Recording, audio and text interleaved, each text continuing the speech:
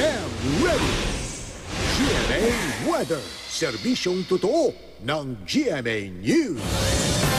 Mga kapuso, lumabas na po kaninang umaga sa Philippine Area of Responsibility ang Bagyong Jose. Pero patuloy na magpapaulan ang hanging habagat, lalo na dito sa may Northern Luzon, na kung saan hinahatak po ito panorte ng bagyo.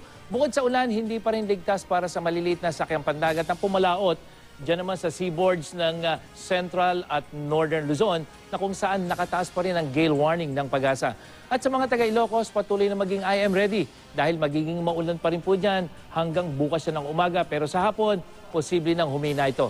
Halos wala namang ulan sa iba pang bahagi ng Luzon, katulad dyan sa may Calabarzon at dyan sa may Bicol Region. Kabilang na ang Metro Manila.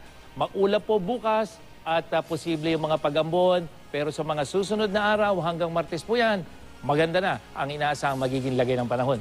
Sa mga taga-Visayas, sulitin na po ang patuloy na maaliwala sa panahon, habang sa Mindanao, posible ang mahinang ulan dyan sa may ARMM at sa may rehiyon ng Sorsogon.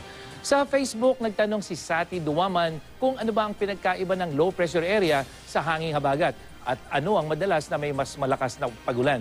Ang LPA Sati o maging ang isang bagyo ay maliit lang na weather system kung ikukumpara yan sa hanging habagat. Ang habagat ay isang malaking air mass o yung pong hangin na nanggagaling sa ibang bansa pa na kayang sumakop sa malalawak na bahagi ng lupa o dagat at kayang magpaulan ng habagat ng hanggang sa ilang linggo at aktibo yung kadalasan sa buwan ng Hunyo hanggang Setyembre. Samantalang ang LPA o isang bagyo, dumaraan lang yan sa isang lugar, kaya karaniwan, maikling panahon lang ito nagpapaulan. Pero pareho po ang mga itong may kakayahang magdala ng malalakas na ulan.